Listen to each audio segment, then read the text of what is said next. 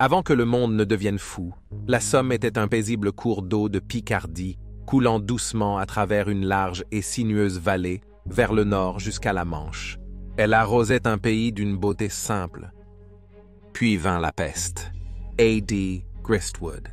En 1916, la France était une nation coupée en deux par une série de tranchées creusées dans la terre, s'étendant du nord au sud, séparant deux vastes forces militaires opposées qui maniaient des armes qui semblaient relever de la science-fiction une génération seulement auparavant. Les deux camps étaient si confiants dans ces armes qu'ils s'attendaient à ce que les combats soient mais brefs et intenses, tous deux s'attendant à la victoire. Mais au final, ce ne fut rien de plus qu'une impasse sanglante et insensée. La Grande-Bretagne était entrée en guerre en l'honneur d'un traité qu'elle avait signé avec la Belgique, que l'empereur allemand Wilhelm II avait ignoré lorsque ses troupes avaient envahi le petit pays neutre, cherchant à contourner la ligne principale française. À l'époque, l'Empire britannique était le plus puissant de l'histoire, mais cette force résidait principalement dans sa marine. Sur le continent, les troupes professionnelles habituées à réprimer les soulèvements de tribus dans les parties reculées de l'Empire ont eu du mal à faire face aux réalités de la guerre moderne. Le résultat a été un bain de sang menant à la guerre la plus sanglante. Le premier jour de l'histoire de l'armée britannique. Le premier jour de la bataille de la Somme. Bienvenue à Guerre du Monde.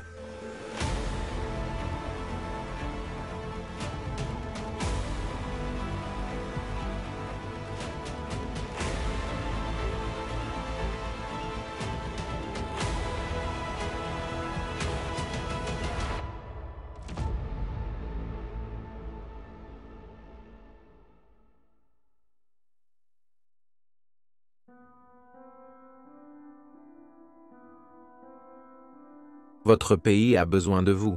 Ainsi proclamait la caricature de Lord Horatio Kitchener sur d'innombrables affiches qui ont bientôt orné les magasins, les bureaux de poste, les gares et partout où les jeunes hommes en bonne santé pourraient se rassembler en masse. La Grande Guerre a suscité un élan jamais vu auparavant chez les Britanniques, y compris ceux sur le champ de bataille. C'était la guerre qui avait assisté à son éclatement. Tel était l'élan pour faire sa part au service du roi George V et du pays sur lequel il régnait, que lorsque Kitchener a demandé 100 000 volontaires pour renforcer l'armée professionnelle, il s'est retrouvé avec un demi-million de jeunes hommes enthousiastes, la crème de la crème britannico, se précipitant pour s'engager. Beaucoup se sont engagés sur la promesse d'être autorisés à servir dans l'un des innombrables nouveaux régiments en formation, dont les membres venaient des mêmes villes et villages, créant une nouvelle ère de l'armée britannique. L'armée britannique, première formée, offrait une camaraderie instantanée et des identités héritées de la vie civile, les fameux bataillons de copains. La guerre sur le continent a marqué un changement radical dans la posture militaire de la Grande-Bretagne en 1914. En tant que nation insulaire et possédant la marine la plus puissante du monde, la politique britannique face aux conflits européens vers la fin de l'ère victorienne était souvent de simplement laisser les voisins se battre, tandis que la puissante marine royale veillait à ce que ces combats ne traversent jamais la Manche. Maintenant, avec la Grande-Bretagne entraînée dans une guerre terrestre sans précédent sur le continent, elle devait rattraper son retard en matière de mobilisation.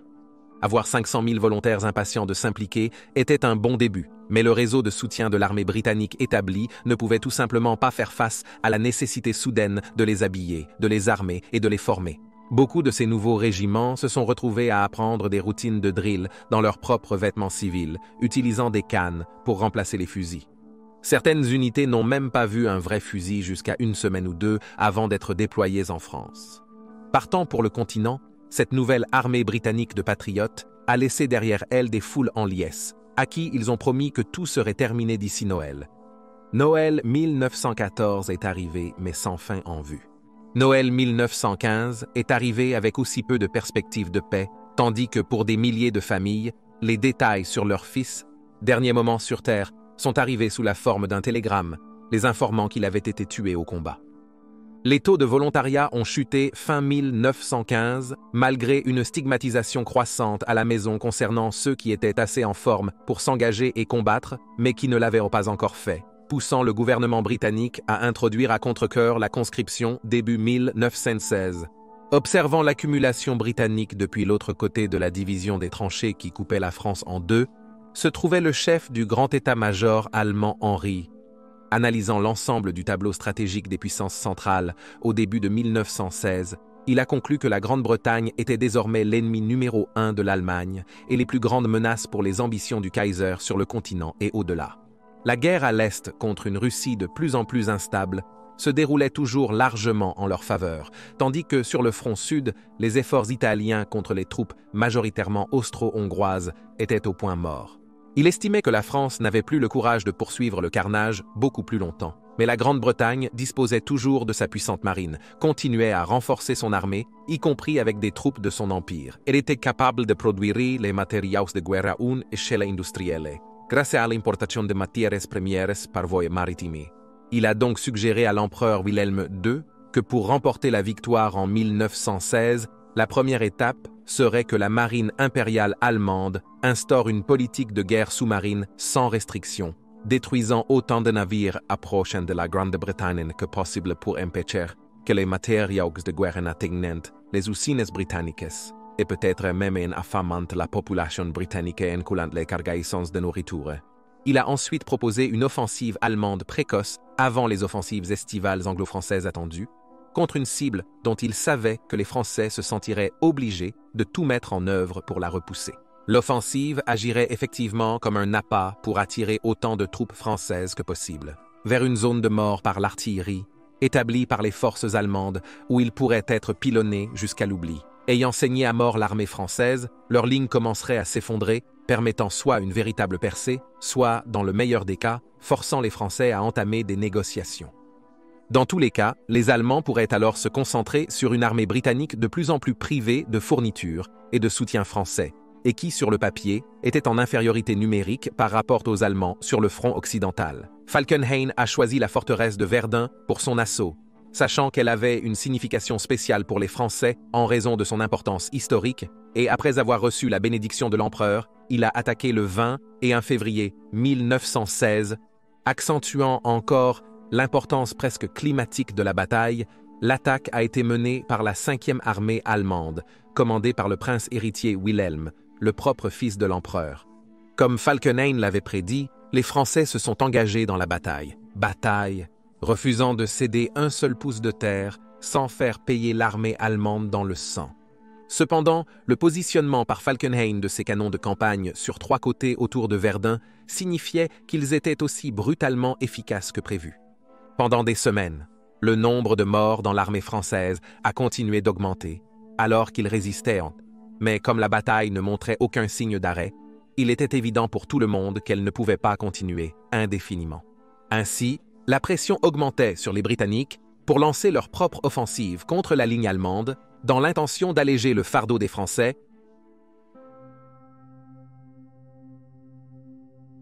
L'assaut allemand sur Verdun avait, comme l'avait prédit Falkenhayn, perturbé les plans alliés pour une grande offensive en été. Récemment nommé commandant de la force expéditionnaire britannique, le général Douglas Haig avait prévu le lancement de son offensive quelque part en août, moment auquel la plupart de ceux qui avaient été conscrits en Grande-Bretagne auraient terminé leurs troupes et auraient été expédiés pour combler les lacunes dans la force de la BF. Cette grande offensive serait lancée à Ypres, en Belgique, en conjonction avec les Français, qui, combattant sur leur propre sol, supporteraient à nouveau une grande partie du fardeau. Cependant, le général français Philippe Pétain devait maintenant retenir une grande partie de son armée pour continuer le massacre autour de Verdun et regardait de plus en plus ses alliés britanniques avec dédain pour être apparemment restés les bras croisés pendant que ses hommes mouraient. Le plan a donc changé pour que les Britanniques et les Français lancent leur assaut dans la région de la Somme en Picardie, car c'est là que les deux armées convergeaient le long de la ligne alliée. La région elle-même n'avait que peu de valeur stratégique et avait donc été relativement calme dans les mois précédents. Cela a donné aux Allemands l'opportunité de construire des défenses plus élaborées pour tenir la ligne, avec le moins de troupes possible, afin de concentrer leurs efforts sur Verdun. Haig était sûr que le barrage d'artillerie qu'il avait planifié précédemment marquerait la fin de la guerre. L'offensive allemande les anéantirait avant que ses troupes ne s'en approchent. Avec la nécessité de soulager la pression sur Verdun, l'offensive a été avancée pour commencer début juillet. Elle devrait également maintenant avoir lieu avec seulement 11 divisions françaises, bien moins que prévu à l'origine, ce qui signifie que pour la première fois, le BEF allait être le principal acteur. Le plan de Haig impliquait la 3e armée britannique dirigée par le lieutenant-général Edmund Allenby et la 4e armée formée 4 mois avant l'attaque de Verdun. Les tranchées de première ligne allemande devaient être ouvertes en attaquant et en prenant les tranchées de première ligne allemande, puis en poussant jusqu'aux tranchées de la 2e ligne et ensuite en avançant encore.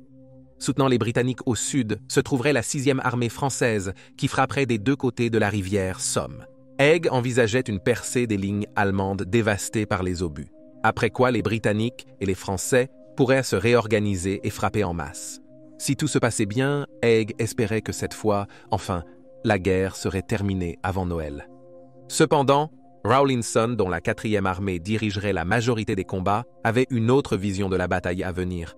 Sur la base de son expérience de la guerre déjà, il pensait qu'une telle percée était irréaliste et voulait plutôt adopter l'approche plus prudente, mais plus lente, de mordre et tenir.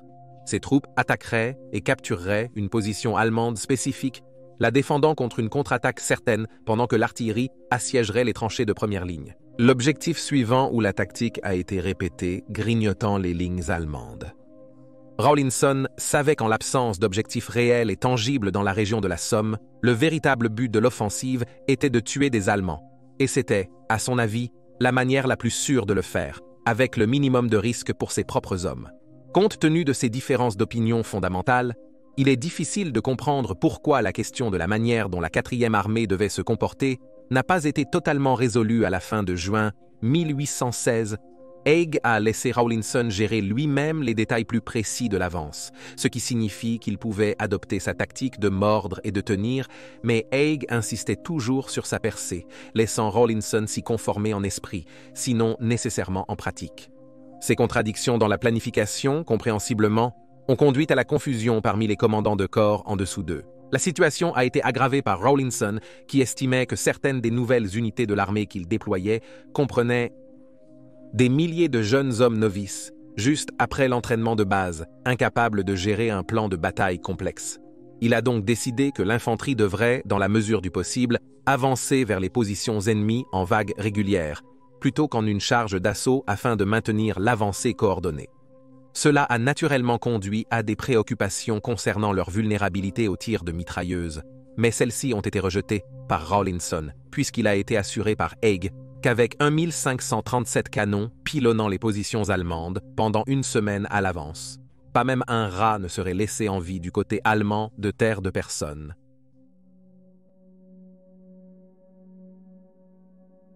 La Somme était initialement sous contrôle français jusqu'à ce que la force expéditionnaire britannique commence à la reprendre.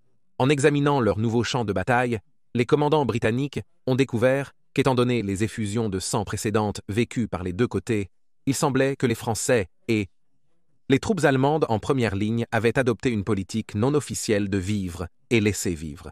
L'action était, autant que possible, évitée afin de ne pas gaspiller de troupes dans des escarmouches, de sorte qu'autant de soldats que possible restent en état de combattre lors de leur prochaine grande offensive. Cependant, cela allait à l'encontre de l'opinion britannique qui exigeait que l'ennemi soit harcelé à chaque occasion donnée, sinon pour des raisons pratiques, alors certainement pour des raisons psychologiques, promouvant une agression naturelle et une haine pour l'armée allemande. Malgré la difficulté, ils espéraient décourager une activité similaire des Allemands dans leurs troupes. L'arrivée des Britanniques a vu une augmentation spectaculaire du bombardement des positions allemandes dans la Somme avant l'été 1916, tandis que les meilleurs tireurs de chaque peloton occupant les tranchées de première ligne avaient carte blanche pour tirer sur tout Allemand assez imprudent pour se faire connaître d'eux. Naturellement, cela s'est prêté à une réponse en nature des Allemands conduisant à de mortelles batailles de nerfs entre les tireurs d'élite des 2 côtés, essayant d'obtenir l'angle sur l'autre. L'obscurité apportait peu de répit. Il n'y avait pas de moyen efficace de voir dans le noir, sauf pour les étoiles illuminant brièvement le sol lorsqu'elles tombaient sur terre. Il n'était vraiment viable de sortir des tranchées que la nuit. Des équipes de raid étaient souvent envoyées pour harceler les tranchées ennemies et faire de la reconnaissance de la zone, aidant à construire une image plus grande de ce à quoi ils pourraient s'attendre lors de l'attaque finale. Cela leur donnait aussi l'occasion de réparer leur propre défense. En préparation de l'offensive, de l'artillerie de campagne supplémentaire a été amenée dans la région pour répondre au désir de Haig de soumettre la première ligne de tranchées allemandes avant que son inventaire ne dépasse le sommet, y compris 400 canons d'artillerie lourde opérant aux côtés de l'artillerie française. Cela signifiait que la bataille à venir allait être ouverte par l'un des bombardements les plus intenses de l'histoire. Cependant, on ne s'attendait pas à ce qu'il fasse le travail seul. Face à la guerre entre les deux armées, un moment crucial est arrivé pour les troupes allemandes. Occupant des hauteurs supérieures aux lignes britanniques, il fut décidé de creuser sous elles pour placer et détonner de grandes mines au début de l'attaque. 19 tunnels distincts ont été creusés jusqu'aux positions allemandes par des équipes de tunneliers britanniques dont les rangs étaient souvent constitués d'hommes issus des différentes communautés minières de charbon de Grande-Bretagne et qui avaient une grande expérience du travail souterrain. Alors que les unités de tunneliers travaillaient secrètement sous terre, le 24 juin 1916, le bombardement préparatoire a commencé.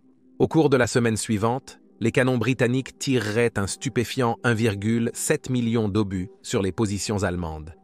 Étant donné l'immense bruit du barrage qui traversait le No Man's Land, beaucoup de troupes britanniques, même les plus expérimentées, qui avaient combattu les terribles batailles des 2 années précédentes et étaient généralement plus cyniques que les bataillons pâles enthousiastes, ont commencé à croire que rien ne serait possible. Les canons britanniques bombarderaient les Allemands de 1,7 million d'obus, rien ne résisterait à cela.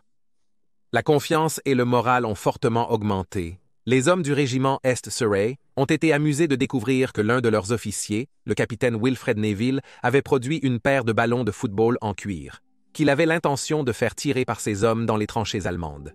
De l'autre côté de la terre de personne, les troupes allemandes se sont abritées dans leurs abris alors que les obus tombaient autour d'eux. Malgré leur statut d'envahisseurs, les tranchées allemandes offraient une meilleure protection que celle des soldats britanniques ou français. Les troupes allemandes avaient peu à offrir. Leurs tranchées sur la Somme disposaient d'abris profonds pour se protéger des tirs d'artillerie. La différence était due en partie à la volonté des commandants britanniques de concentrer davantage de ressources sur l'offensive que sur le maintien de la ligne et les impasses sanglantes. Pourtant, le traumatisme psychologique d'entendre et de sentir la terre se faire détruire autour d'eux a lourdement pesé sur les nerfs de nombreux soldats allemands. Le tir intense d'obus sur les corps des soldats allemands a porté un grand coup aux soldats britanniques, et a également alerté les Allemands de l'imminence d'une attaque britannique et française, leur permettant de se préparer. Cependant, des recherches pour un documentaire de la BBC, diffusé en 2016, semblent maintenant montrer que les Allemands étaient déjà prévenus grâce à la capture de 2 soldats britanniques mécontents dans les semaines précédant le début de juillet, bien que la quantité d'informations qu'ils auraient pu fournir soit discutable. Les Allemands avaient également réussi à intercepter des appels sans fil et même téléphoniques non codés entre les unités britanniques, révélant des informations clés sur l'attaque imminente.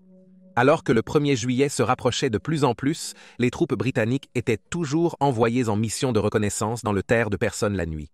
Là, ils ont découvert à leur horreur que la destruction attendue des défenses allemandes, en particulier les kilomètres de fils barbelés, n'avait tout simplement pas lieu malgré le bombardement intense.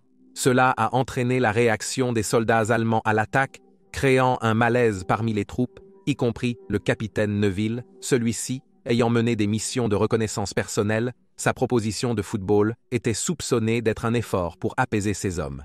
Plusieurs facteurs ont contribué à diminuer l'efficacité du bombardement.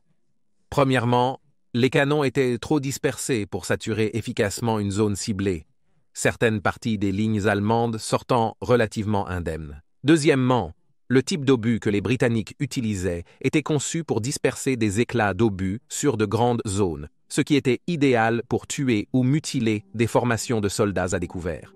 Mais pas quand il s'agissait de détruire des lignes de barbelés ou des positions protégées, ou d'effondrer des abris profonds où les soldats allemands se protégeaient de l'assaut. De nombreux historiens militaires soutiennent que s'ils s'étaient plutôt concentrés sur le tir d'obus à haute explosivité, ils auraient eu une bien plus grande efficacité, et le premier jour de la bataille de la Somme aurait été un grand succès. Cependant, la réponse des Allemands à la bataille aurait pu être très différente. Enfin, et peut-être plus gravement, les obus britanniques ont connu un taux d'échec effroyable. Jusqu'à 30% des obus tirés pendant la semaine précédant leur offensive n'ont pas explosé à l'impact, les laissant enfouis dans la boue du No Man's Land. Leur tête de guerre était toujours armée. Pourtant, malgré ces rapports, Haig et ses officiers supérieurs croyaient toujours que le bombardement produirait les résultats escomptés.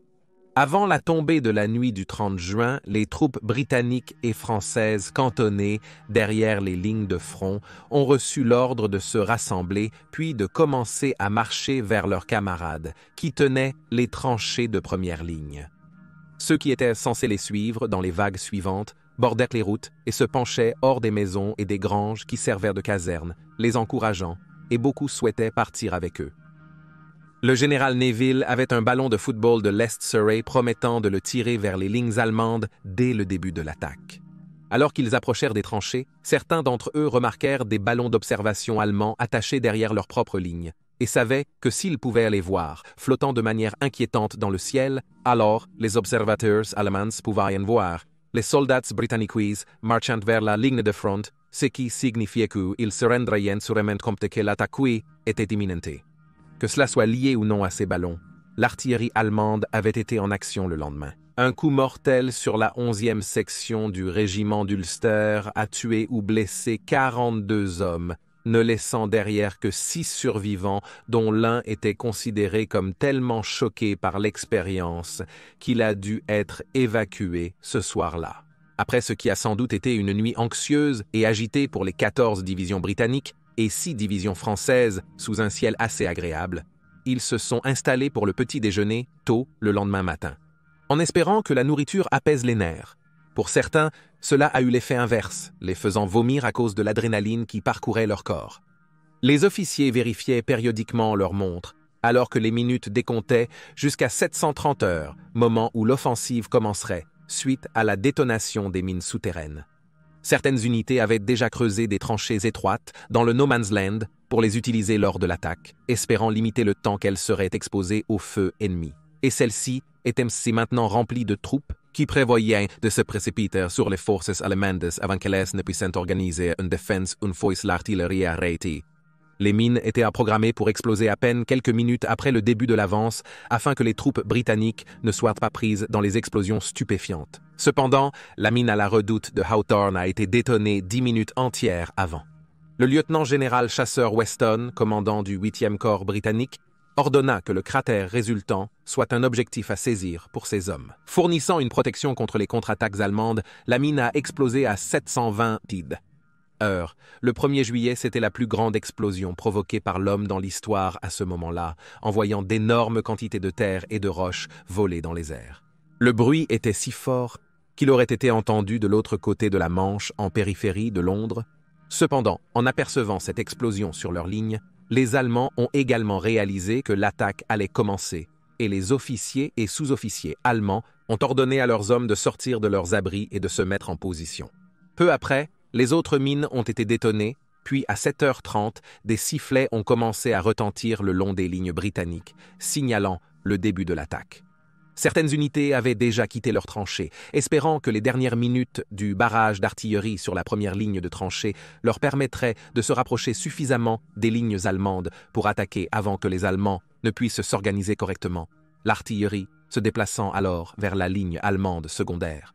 Se rappelant ce qui s'est passé ensuite, le lieutenant Alfred Burndy du 2e bataillon, le régiment du Middlesex de la 8e division a dit « Je suis passé par-dessus après une période indéterminée d'appréhension terrible.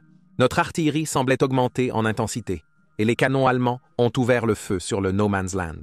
Le bruit était assourdissant, l'air étouffant et la visibilité réduite par la poussière et les nuages dus aux explosions d'obus. C'était un véritable enfer. Je m'attendais à être soufflé en morceaux à tout moment. Mon peloton continuait d'avancer en bon ordre, sans beaucoup de pertes, et avait atteint la moitié du chemin jusqu'à la ligne Boche. Soudain, un effroyable feu de fusil et de mitrailleuses s'est ouvert contre nous, et mes hommes ont commencé à tomber. J'ai crié en bas, mais la plupart de ceux qui n'avaient pas encore été touchés s'étaient déjà mis à l'abri. Je suis tombé dans un trou d'obus, et j'ai occasionnellement tenté de me déplacer à ma droite et à ma gauche. Mais les balles formaient un barrage impénétrable et l'exposition de la tête signifiait une mort certaine. Aucun de nos hommes n'était visible, mais partout, direction venaient des gémissements pitoyables et des cris de douleur. L'illusion de pouvoir marcher dans les lignes allemandes dévastées a été brisée en quelques minutes seulement. L'histoire de Bundy a été répétée encore et encore avec d'autres unités qui se sont retrouvées à essayer de trouver un abri contre la grêle de plomb qui leur était lancée. Même lorsqu'ils pouvaient se déplacer, beaucoup d'entre eux ont constaté qu'en approchant des lignes allemandes, ils étaient engorgés dans les quelques brèches dans les barbelés qui avaient été réussies à être ouvertes par le barrage préliminaire. Ici, des dizaines d'hommes ont été fauchés alors que les mitrailleurs allemands concentraient leurs tirs sur ces points d'étranglement. Le capitaine Neville du régiment Est Surrey a été vu donnant un coup de pied à son ballon de football en sortant de sa tranchée, ses hommes le suivant. Les Est Surreys sont parvenus jusqu'aux lignes allemandes avant de se faire prendre dans les barbelés intacts. Neville a été aperçu pour la dernière fois en vie, guidant ses hommes à contourner le fil de fer avant d'être abattu.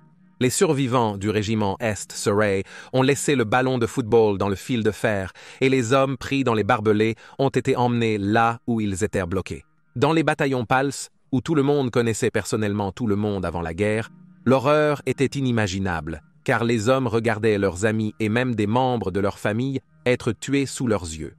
Le soldat J. Elliott, du 20e bataillon des fusiliers de Northumberland, a vu l'oncle du joueur de cornemuse de l'unité être tué devant lui, disant « Il était criblé de balles, se tordant et hurlant. » Un autre gars était juste à genoux, la tête complètement renversée. Les balles claquaient, simplement, en lui, arrachant de grands morceaux sanglants de son corps. Malgré le bain de sang, les troupes britanniques ont commencé à atteindre les lignes allemandes grâce à leur nombre. Désorienté par la détonation de la mine Hawthorne, un officier allemand nommé Eichler, qui commandait une équipe de mitrailleuses, se retrouva lui et ses hommes confrontés à la vue terrifiante de vagues de troupes britanniques descendant sur leur position. Un de ces hommes a expliqué la scène plus tard. L'explosion de la mine avait projeté à la fois l'arme et l'équipe, éparpillés au fond de leur poste de tir. Lorsqu'ils ont repris leur position de tir, les attaquants les plus proches avaient pénétré la position allemande et n'étaient qu'à 20 mètres de distance. Le canon a ouvert le feu, mais s'est enrayé après 10 tirs. Après résolution de cette interruption, seulement 10 tirs ont été effectués avant un nouvel enrayement.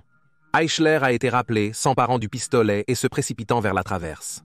L'interruption a été résolue. Le pistolet a tiré à bout portant sur les attaquants qui sont tombés morts. Eichler lui-même a ajouté « Les balles tirées par nos mitrailleurs et nos fusiliers ont frappé comme un ouragan dans leurs rangs serrés. Certains hommes ont grimpé sur nos parapets et ont jeté des grenades sur les assaillants allongés au sol. En moins d'une minute, le champ de bataille semblait être désert. »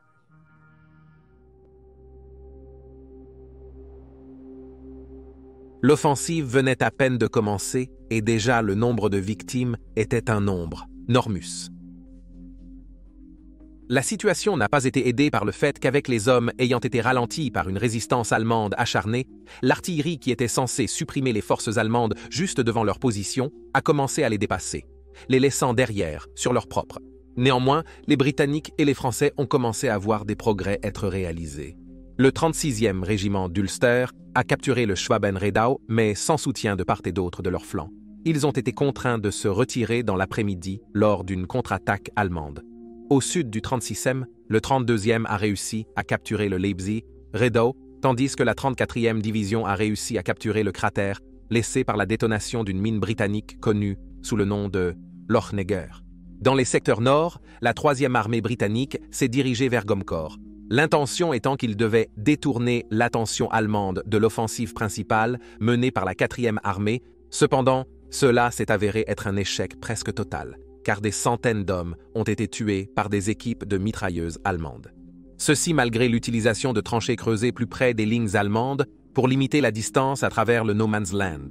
Dans certaines régions, l'avancement a été stoppé non seulement par les fils allemands, mais aussi par des obus et bombes de mortiers britanniques non explosés du barrage précédent. Une partie de la ligne de tranchées allemande a été capturée avant que l'artillerie allemande ne rende l'envoi de renforts à travers le No Man's Land impossible, et une grande partie du territoire a été récupérée dans l'après-midi à la suite d'un bombardement allemand. À la fin de la journée, les Britanniques avaient perdu 6 hommes pour chaque Allemand tué dans cette arène. Les positions allemandes se sont effondrées sous l'avancée britannique et française au sud de la ligne de front. La 7e et la 21e division britannique, malgré une opposition farouche, ont réussi à capturer Memitz, ce qui a coupé les Allemands dans le village fortifié de Frikorf, les forçant à l'abandonner aux troupes alliées. À l'est de leur position, les 18e et 30e divisions ont réussi à capturer le village de Montauban. Plus au sud, le long de la ligne alliée, les unités françaises vétérans ont connu un succès considérable alors qu'elles frappaient de part et d'autre de la rivière Somme. Les Allemands n'avaient pas anticipé que l'offensive ait lieu aussi loin au sud, et leur position défensive était moins bien préparée.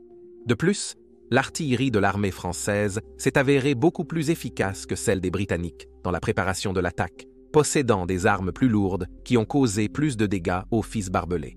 En perçant les lignes allemandes, le Ziguinchor français a atteint son objectif du premier jour au nord de la Somme et a réussi à capturer 2500 prisonniers allemands. Les forces coloniales françaises au sud du fleuve ont également accompli leurs objectifs, capturant 3000 soldats de plus. Face à tant d'effusions de sang, les deux camps ont convenu de brèves trêves afin de récupérer leurs morts dans la terre de personne. L'un de ceux à qui cette tâche désagréable a été confiée était le caporal Rupert Homme-Blanc, âgé de 25 ans du 10e Fusiliers Royaux. Décrivant la scène, il se souvint plus tard « C'était un travail nauséabond. Les choses qui avaient autrefois été des hommes pourrissaient après avoir été laissées trop longtemps au soleil chaud. Il n'y avait pas de retrait de papier privé ou de disque d'identité, pas d'arrangement respectueux des membres. Ils ne sont pas des fils de mère pour nous. Ils étaient juste des choses sans personnalité, de la charogne à éliminer de la vue le plus rapidement possible. Beaucoup d'hommes comme Whiteman se sont mis à fumer des cigarettes pendant qu'ils accomplissaient cette tâche macabre pour aider à calmer leurs nerfs et à sentir l'odeur de leurs camarades morts. Au quartier général, les commandants du maréchal de terrain Haig ont eu du mal à reconstituer l'image exacte de ce qui se passait en première ligne. Il devenait clair qu'ils n'allaient pas atteindre leurs objectifs prévus pour la journée et donc des ordres ont été donnés pour continuer l'avance dans la journée suivante. Entre-temps, les Allemands organisaient activement leur grande contre-attaque. Ils avaient prévu qu'elle ait lieu en fin de soirée, mais elle a finalement été retardée jusqu'au lendemain matin. Ce que personne n'apprécierait alors que le 1er juillet 1916 touchait à sa fin, cependant, c'était l'ampleur de la tragédie qui venait de se dérouler. Ce n'est que plus tard que l'on apprécierait les chiffres des pertes pour une si maigre progression d'une journée. Dans le sud, les Français ont subi plus de 1500 hommes morts et 5500 blessés. Les Allemands, quant à eux, ont perdu 12 000 hommes tués, capturés ou blessés. Mais les Britanniques ont subi un nombre stupéfiant de 57 470 victimes, dont 19 200 ont été tués. C'était et reste le jour le plus meurtrier de l'histoire de l'armée britannique. Pour mettre en contexte, en 2022, l'effectif total de l'armée britannique s'élève à 79 380 personnels à temps plein.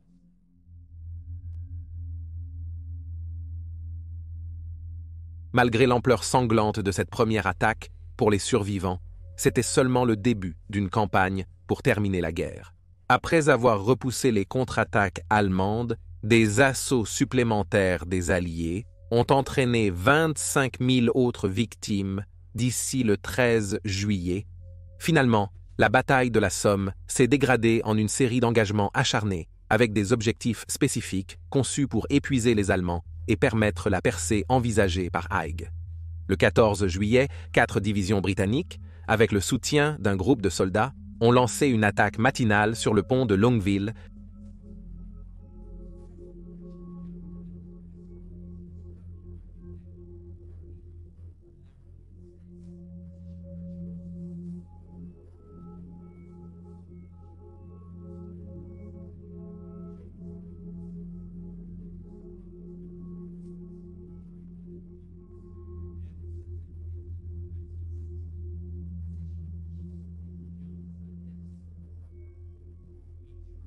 Facteur déterminant, c'était l'arme secrète britannique, le char. Les Allemands avaient peu de moyens pour repousser ces Goliaths blindés qui avançaient vers eux, et ils ont avancé 1,5 miles derrière les lignes allemandes avant de devoir se retirer. Un début relativement spectaculaire, mais qui n'a pas été développé. Face aux énormes pertes à la Somme, il y a eu une urgence pour remplir les vides dans les unités britanniques. Les chiffres étant le nom du jeu, beaucoup des bataillons PALS se sont retrouvés renforcés par des hommes venant de toute la Grande-Bretagne plutôt que de leur communauté locale. En conséquence, ces recrues ont eu du mal à s'intégrer dans leurs rangs, surtout étant donné que beaucoup d'entre eux étaient maintenant des vétérans aguerris. De plus, ces hommes non locaux ont vu les identités régionales de ces nouvelles unités finalement s'éroder. devenant simplement une autre unité uniforme. Le 18 novembre 1916, alors que le temps hivernal commençait à mordre le paysage français, Haig a décidé que c'était assez et a annulé les offensives supplémentaires. Les Alliés n'avaient avancé que de 7 miles à peine une percée, bien que les Allemands aient subi 450 000 pertes. Cela s'est fait au terrible coût de 420 victimes de l'Empire britannique et plus de 200 000 Français. Malgré les maigres gains, le coût pour les Allemands et la prévention de la chute de Verdun signifiait que la Somme était considérée comme une victoire alliée. Toutefois, cette victoire a laissé le peuple britannique se sentir piqué, comme s'il s'agissait d'une défaite.